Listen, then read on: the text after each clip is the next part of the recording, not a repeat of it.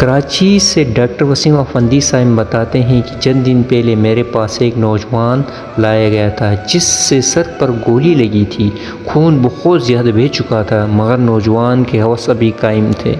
میری یونیفارم دیکھ کر اس نے مجھ سے التجا کی کہ ڈاکٹر صاحب میری موت کی خبر میرے گھر والوں کو نہ دیجیے گا، اور ساتھ ہی میرے سامنے ہاتھ جوڑ دیے تھے۔ مجھے حیرت تھی کہ میں اس سے بچانے کے لیے پر امید تھا اور وہ شخص یقینی موت دیکھ کر بات کر رہا تھا۔ خیر میں نے اسے تسلی دی اور آپریشن تھیٹر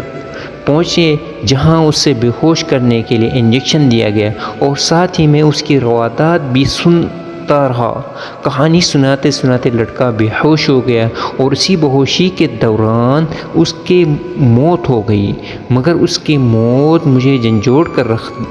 گئی، شاید پڑھنے والوں کو بھی جھنجھوڑ دے۔ اس لیے واقعہ بتا رہا ہوں کہ جب لڑکے نے التجا کی کہ میری موت کی خبر میرے گھر والوں کو نہ دیجیے گا بلکہ لاش ایٹی سینٹر یا چھپے کے حوالے کر دیجیے گا، میں نے اس سے پوچھا ایسی کیا وجہ ہے؟ اس نے بتایا میرے والد صاحب فوت ہو چکے ہیں، میری 3 چھوٹی بہنیں ہیں جنہوں نے پچھلے 2 دن سے کچھ نہیں کھایا، مجھے آج 2 دن بعد مزدوری ملی اور میں دہاڑی لگا کر آ رہا تھا کہ راستے میں ڈاکو نے مجھے لوٹنے کی کوشش کی۔ میرے پاس کل دولت وہ آج کی دہاڑی لگ جانے والی مزدوری اور یہ ایک پرانا سا موبائل تھا۔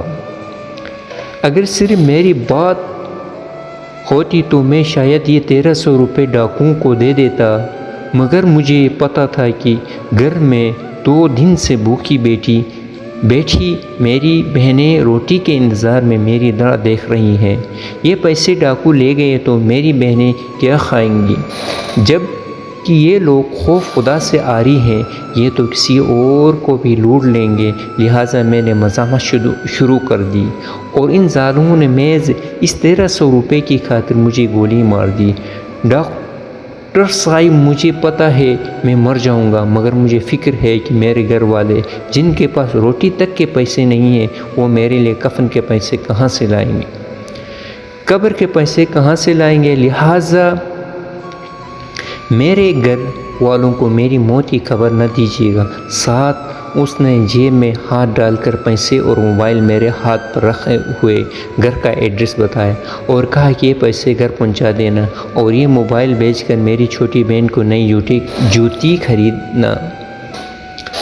بہت دنوں سے ضد کر رہی تھی، اگر میرے والدہ کے حوصلہ بلند ہوا تو انہیں تسلی دیتے ہوئے میری موت کی خبر دے دینا، ورنہ کہہ دینا کہ آپ کا بیٹا کسی دوسرے شہر میں مزدوری کے لیے چلا گیا۔ اس کے ساتھ ہی وہ نوجوان حالت غنودگی میں چلا گیا اور وہیں اس کی موت آغوش میں جا پہنچا۔ مگر میں تب سے سوچ رہا تھا اب تک ہم پر پتھروں کی بارش کیوں نہیں ہوئی، سیلاب ہم پر کیوں نہیں بہہ کر لے گیا، سرکش جنات کی طرح ہمارا کلہ کما کرنے کے لیے فرشتے کیوں نہیں اتر رہے ہیں، ہم لوگ اب تک قہر الہی سے محفوظ کیوں ہیں، جبکہ مسلمانوں والے اعمال ہماری اکثریت کب کے چھوڑ چکے ہیں۔ بددیانت حکمران بددیانت عوام، لٹیرے حکمران لٹیری عوام، قاتل حکمران قاتل عوام۔ دوسری طرف اسلام نے ایک مسلمان پر دوسرے مسلمان کی جان و مال عزت کو حرام قرار دیا ہے۔ انہی سوالات کو سوچتے ہوئے میں نے ہر چیز ان نوجوان کے گھر والوں تک پہنچا دی، اپنی جیب سے اس کے کفن دفن کا انتظام کیا، ان لوگوں کے لیے مناسب روزگار بنا کر بہت جلد یہ ملک چھوڑ کر بمئی فیملی کسی اور ملک منتقل ہو رہا ہوں، کیونکہ جتنی شدت سے اہل پاکستان خیر خدا کی آواز دے رہی ہیں، مجھے نہیں لگتا کہ ان لوگوں کو توبے کی مہلت بھی مل جائے گی۔